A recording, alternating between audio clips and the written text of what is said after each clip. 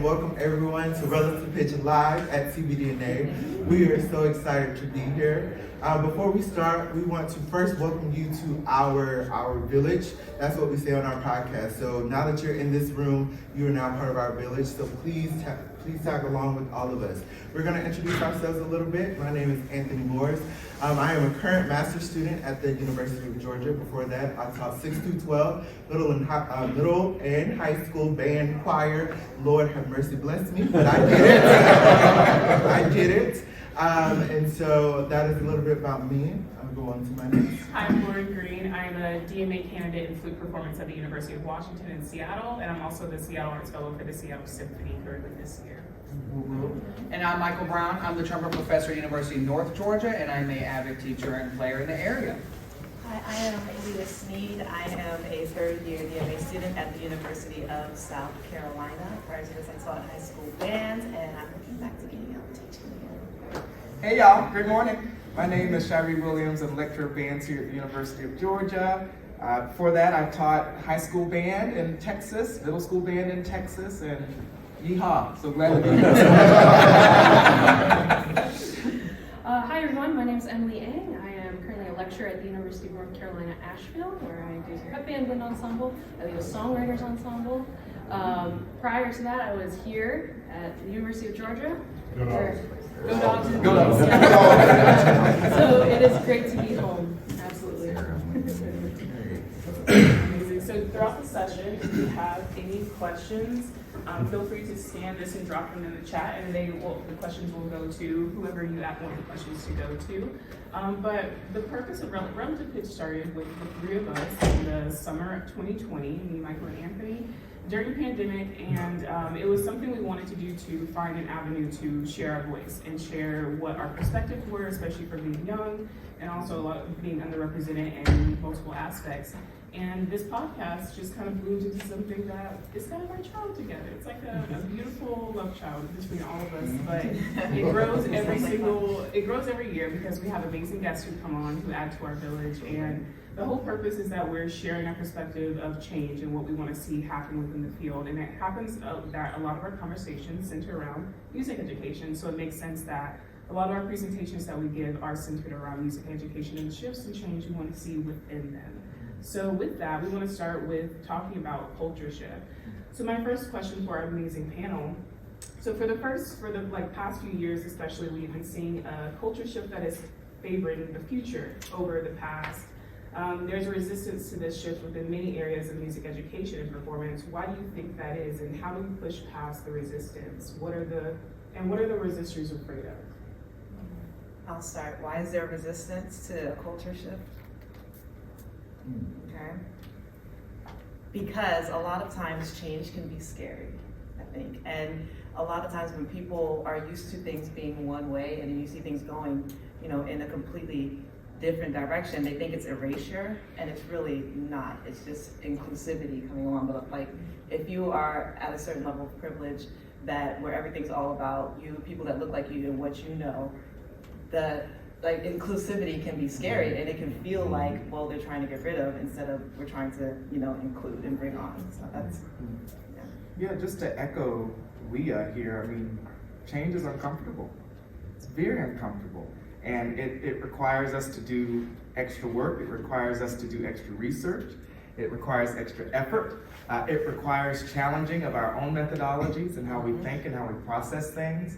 I can remember when, for an example, back at the University of Texas, the big thing with our fight song or with our Longhorn band, whatever we do.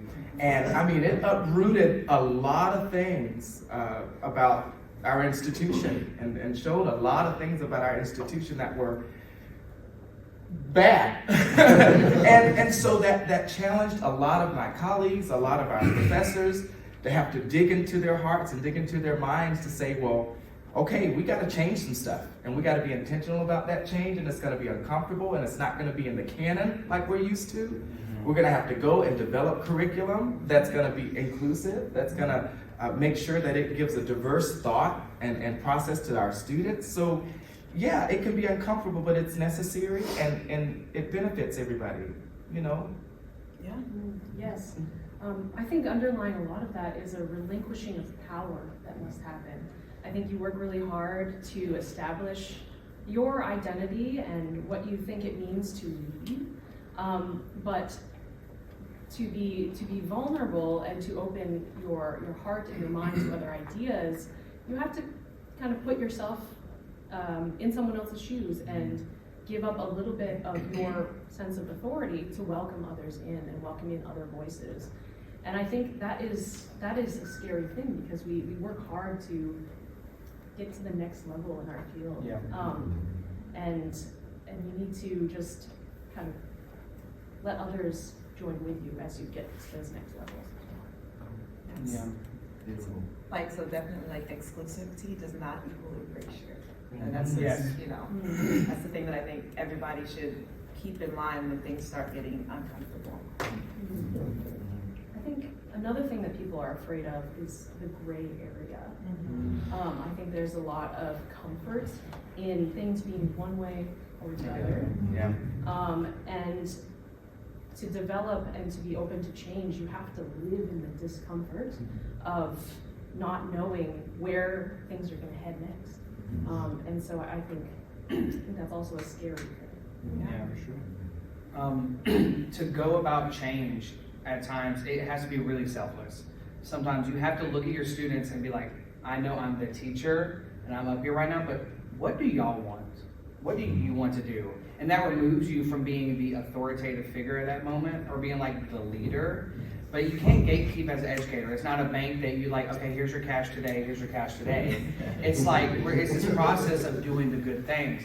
And back to Shiree's point, change happens every year around New Year's resolutions. And then how long do they stay? Not a long time. Because you can't just break old habits, you have to form new ones. Breaking old habits doesn't work. You have to form new ones that overtake the old habits. I feel like a lot of times we try to break, and we don't build up what's new. So like we're in this gray area right now with music education, where we're like, okay, we need to change what we're doing. Okay, but what are we building up? What do we want to do? And every community, every state, every school is different. You can't look at what Frost School of Music did last night, or look at what UGA did, or look at what FAMU did, and be like, oh, I'm going to do that at my university. Is that what your students need, or what your community needs? So you have to be very honest about what it is that you and your students need. What you said about need, I think sometimes we forget about the need of our students, and we think about, Emily, to your point about what I need to get to the next level. So we put the need of our students, the people who really employ us. Like, I think we forget that the only reason we're here is the people that are in front of us. So if we start to put them in the background, we will cease to exist. Our field cease to exist. Music will continue, but us as teachers, as educators, as performers, as musicians on this side of the podium, we will not be there. So we employ for everyone to really think of, my students need this, and how can I do this long term, not a short term? And I think that is the way the cultural reset will happen. Because I think we've kind of drifted away from that recently, or not recently, just over time, but everything kind of drifts away. But it takes like a renaissance, a rebirth sometimes. Out of darkness, out of chaos, things will finally become back to being light. So hopefully we're getting back to that point. Yeah, and we talk a lot about how effective changes happen due to taking time to actually sit and think about what needs to happen. We see a lot of go, action, without a lot of consideration of maybe what the action should be, or if you should be even doing anything, or maybe is it you who needs to be doing something different, your students, your program, or should you be considering your community? So these are all things that we like to think about, and we also like to offer our audiences a moment to reflect and think about what actually they consider to be their perspective on these topics. So we have an audience question we would like you all to answer, which is, do you think there is enough change happening within the music education field on a scale of 1 to 5? Because we are saying there is change happening. Us being up here is obvious that change is happening, but how is it enough? How do you feel?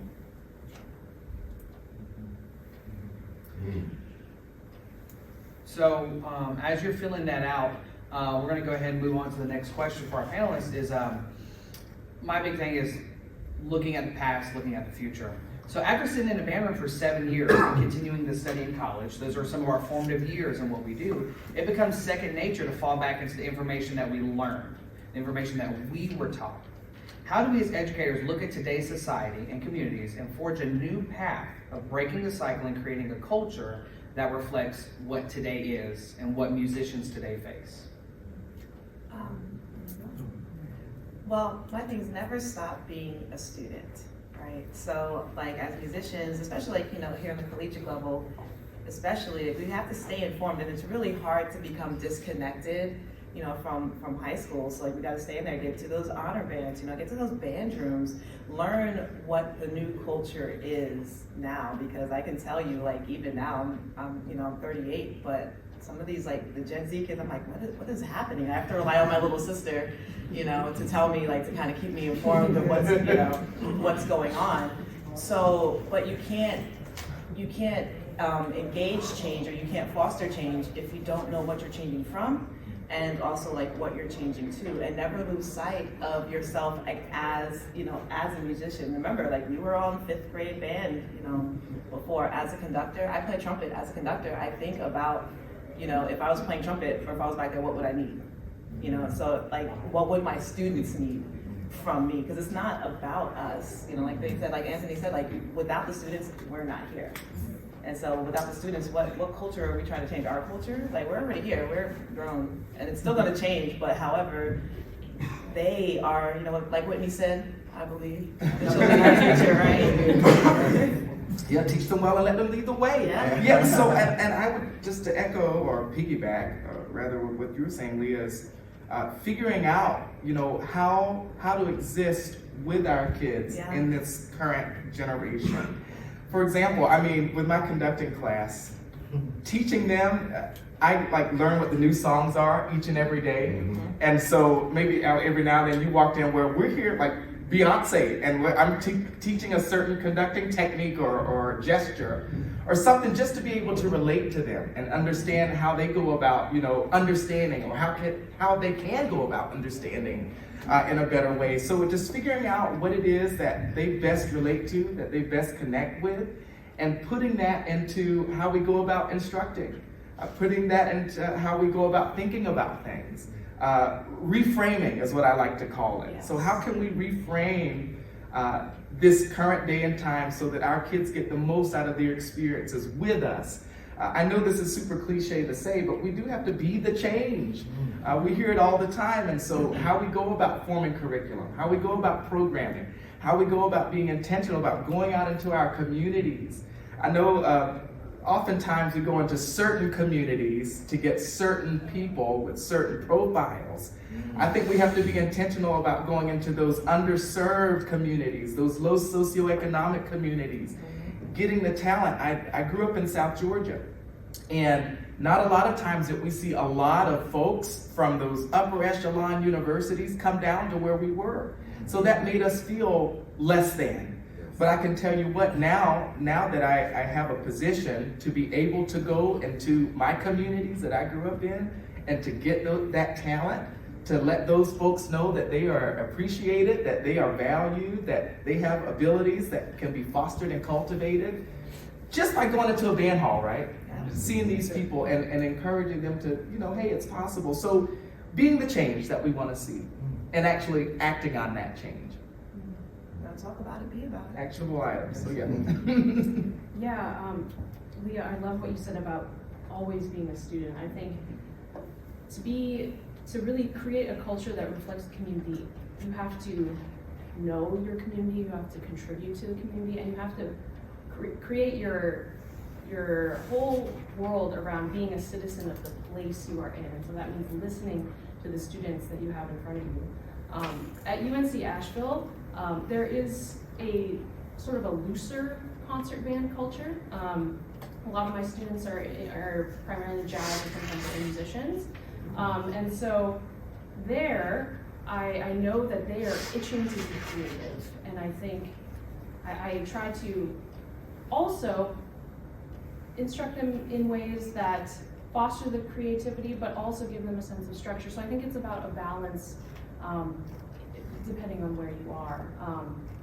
And yeah, sometimes in ensemble, I will take the students who really want to be creative, and I'll put them with the students who they don't think that they're creative at all. I just sit in the clarinet section and I just play along, and I want to be told what to do. But by bringing those two communities together that I know have strengths, together they form a whole new thing and are able to push each other in ways that are a little bit uncomfortable, a little bit in their own gray area.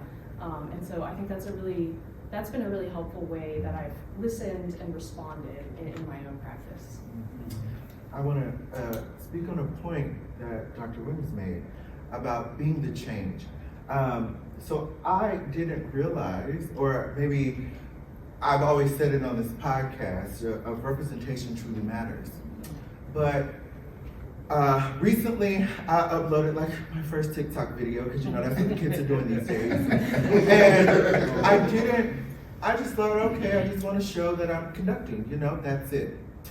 Let alone I go do an honor band situation and the kids come up to me, I saw you. You were my first Black person that I saw that I could see myself conducting. We can do this? Yes. Yes, you can. And we were at GMEA. Oh my God. We were at GMEA, and a student who was doing the high school leadership experience, he found me in the hall, and he came up and he was like, just seeing you. I wasn't thinking about music. I wasn't thinking about doing it. But to see us in these positions, to see representation, to see someone break that seal of what it used to be, that is very much change. And I said that and I almost cried. I really did. I did. It's a lot more prevalent than you really think. Just this past Tuesday, South Carolina, we visited Fayette County High School, and Myra comes up to me, she's like, Leah, I just really want to introduce you to this girl. Her name is Trinity, like young Black girl with locks and everything, and she was just like, I just really wanted to meet you because, oh my God, like I wasn't even conducting. I was back there doing electronic stuff, and she was just like, wow, like I never see anybody that look. Can we have a picture, please? Oh my God, I was just like, Yeah. So, but it happens so often, like especially like someone like me. I grew up, up north. I didn't see my first Black band director until I came down to Georgia.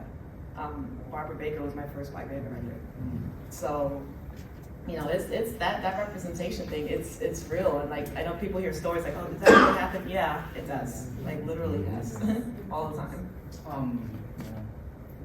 I'll share a quick story, symphony side. Working at the Seattle Symphony has been really interesting because especially Seattle and General Washington doesn't have a huge population of African Americans to begin with, and so especially within that field. So maybe being on stage with them, and I do a lot of pre-concert lectures with them. I do a lot of career in the arts panels where we have students from different communities come. And we recently, actually Thursday before I got on this flight, did another career in the arts panel with them, and there was a group from a studio in South King County, which is historically Black, who came, and a lot of them came up to me afterwards, and they were like, we haven't really seen like people who look like me on a symphony stage. And it meant a lot to me because these are students who can't really afford lessons, they barely can afford instruments, and they see me, at this point in my career, in my life, and they see themselves and they see the possibility. So never underestimate how powerful like one moment like of you, representation, what you can offer to show representation to your students, what that can mean to them. What you can offer, I'm pretty sure we've all been in the CPNA concerts, like UGA did a fantastic thing with Ascendant Cycles and have a lingua franca. We had 3 local high schools that were in the audience. And I just remember all of them just going crazy because they're like, band music we love, hip hop we love, okay, we mix together and here's this art. Never knew that could happen. Yes, it can. So it's about the repertoire that we choose as well that can really show our students, no, there is an outlet for you and for anything. And not just being a composer, not being a conductor, not being an educator, but there's music therapy, there's all of these other things in music that you could be. So please follow all of those. Let's encourage our students to be the best that they can be, because right now, some of our students don't feel welcome in music. And I don't think none of us in here want any of our students to feel that way, because we wouldn't be here. We wouldn't be here if we didn't feel like we were saw, like we were seen in those rooms. And that's why, back to Dr. Williams' point, just real quick, me and Anthony we lived in Macon, Georgia, which is middle Georgia, and Dr. Williams did an honor band there last year, and just to see a person like Dr. Williams, who's just so amazing, and know those kids and hear about their experience and see pictures being drawn of Dr. Williams on all of their school boards, which is it was just amazing, because I never had a clinician like Dr. Williams, and if I did, I would have been like, oh God, this is fun. I'll show you all the drawing. It's amazing. It's amazing. So yeah, this takes us to our second question. That's again a self-evaluation. Oh, and yes, we'll move there. It rates you. It asks you to rate yourself on how much you feel like you have added to the change happening within the music education field. There's one thing to know that change is happening, but to be a part of it is very different. Yes, and after looking at our results from the first poll, there were mainly threes. From the gist was threes. Everyone's mostly in the middle of there's change happening, enough. There are a few five, or there's 1 5, I think, a few ones, mainly threes and twos, just to give you a general understanding of where everyone thinks. So everyone, we know change is happening, but how is the question? And which brings me to my question of, so we've all been to all of these, presentations at different conferences, and we hear the word change, or we hear, we have to do better, but no one ever explains how to do it, when to do it. Change doesn't happen overnight. It's a long process. So my question for our panelists, what does change actually look like in reality? And how can we go about that change from all levels, from elementary all the way up to the collegiate level, and programming and diversity and all of that? Well, you're looking at change right now, okay? If you're in the room, listening, hearing the words that we're saying, and if you take something back with you, you are also the change. Anyone can be the change. It just takes an active mindset. It takes, not being passive about it. It takes some bravery. And change doesn't always have to be monumental. It can be as small as, you grew up not understanding that people like to use different pronouns sometimes. Change can be, you know what? Okay, she. Keep it at that. Change happens in many different ways for many different people. And, in order to build equity, which is what we're going for, not necessarily diversity, not necessarily inclusion, but we're looking for equity across the board, and not just, on race and gender, but also disability, bless you, and everything like that, all right? We have to recognize that change does not necessarily mean just one thing, but change does mean do something different, be very active in your thinking, do not succumb to, performative activism, all right? Because we see a lot of that going on, it's just the facade. Change is deep, change is internal, change makes people very vulnerable, like you guys said earlier. That's just what it looks like to me, I'm sorry. To echo Lia, actionable items. Yes. And be they small or large, just actionable items, and being very intentional about what it is that we're doing, always, all the time. And just, again, by being in the room, by asking ourselves the questions, how can we do better for humanity? How can we do better for everything that we are gifted to be a part of? How can we make that, enhance that experience for all living beings? And for me, and for everybody, programming. I know we say that all the time, but yeah, what does that mean? You know, are we programming literature? Are we commissioning folks to write specific pieces about specific things, about stuff that's going on in our society today? You know, what are we doing? Are we transcribing works? I know a part of my mission as far as giving back and changing the canon is introducing underrepresented composers. Folks that I had no idea about until I was 30 years old. For example, Samuel Coleridge Taylor. I had no idea about this human being until I was 30 years old. That was 2 years ago. And so just being aware, you know, and doing something that's actionable, going out into schools, going out into programs, applying for grants and research to do things, to get kids to the schools, to bus kids into these schools. A lot of school districts, you know, don't have the monies to be able to do the things that a lot of folks in the metropolitan cities can do. And so how in the world can we like help that out, you know? How can we put that into our budget? Hey, director, hey, dean, I want to slot this money here so that we can go out and do some recruitment, so we can go out and do some activities that's going to connect us with our community. I want to be connected with our community so we can know how to make sure that everybody has a seat at the table. Because that's the issue. For me, it's like everybody does not have a seat at the table. Or there's an illusion of a seat. You know, but no one's given that opportunity to say, hey, you're welcome, you're everything, or not everything, but what you have to say, what you have to think is valuable. We're here for you, we're here to help serve you in whatever capacity that is so that we all benefit, so that we all become a better human. So yeah, that's my spiel, my TED Talk.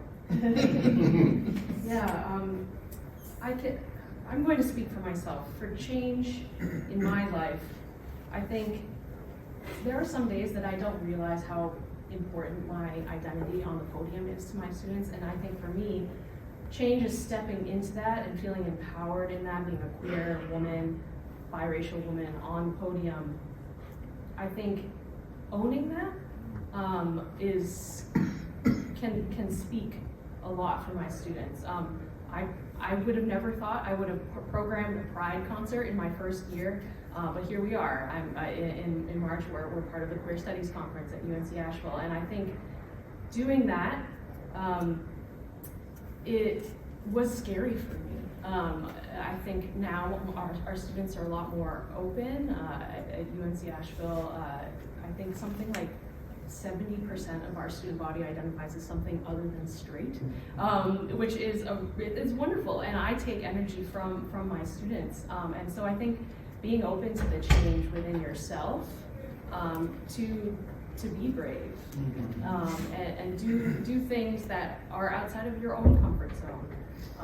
I think that is what change looks like, because if we're the ones leading, we're the ones who have to take that brave venture out into the world.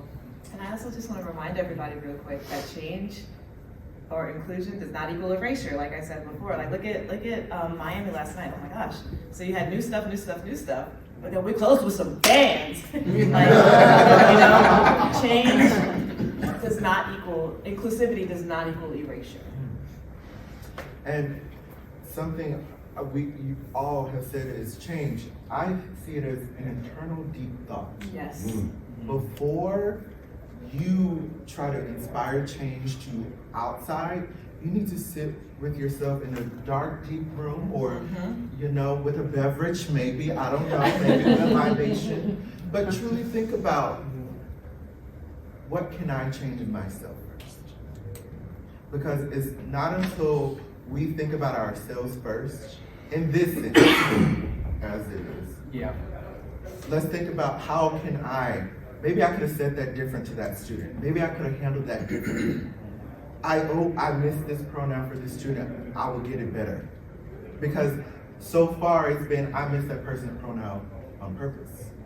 Or I missed that pronoun, oh well, that's fine. Yeah, we have to stop doing that. We just have to. Our students are leaving. Students have come up, I don't think just here with the music ed students, sometimes they just say, I don't know. You know, people, because they see so many people leaving this field. I'm like, well, great. That means you about to have a job. Let's do it. You about to have a job. So you inspire that change. You be the next people that is going to be sitting at the CBDNA table with a packed room. You be that person. So please, let's inspire our students to really shine. That's how we can be that change. But it really takes us having an inner thought first. Get uncomfortable. Get uncomfortable. I'll piggyback off of Anthony real quick. We have these conversations after, like I have these conversations after going into different band rooms in high schools, and band rooms be like, I want to change this, I'm going to do this better. They're really good at, we are all really good at assessing and being like, okay, we need to do this better. Very few take that step to sit with a legal pad and be like, this is what the steps look like. If I want to get, let's say you want to get your band to a state conference or whatever, what do the steps look like? How does your community get to that? Or I want my band to go out into the square of wherever city we are and have a packed house. What do the steps look like? You can assess all you want, but until you put an actual plan in front of you, nothing's ever going to happen. And so we want If you to, have any questions, please scan this. We have one that someone asked, how do you think the polarization surrounding the study of African American history and education will impact music education? Oh, Lord, all right. and we gotta be quick. It's our next Yes. one. Right. Okay, that will be the next one. Listen, polarization is because people are thinking that inclusivity equals erasure. If it wasn't that, there would be no polarization. Sorry, okay, I know we gotta go. And here's the thing, please ask more questions because this conversation will never be over.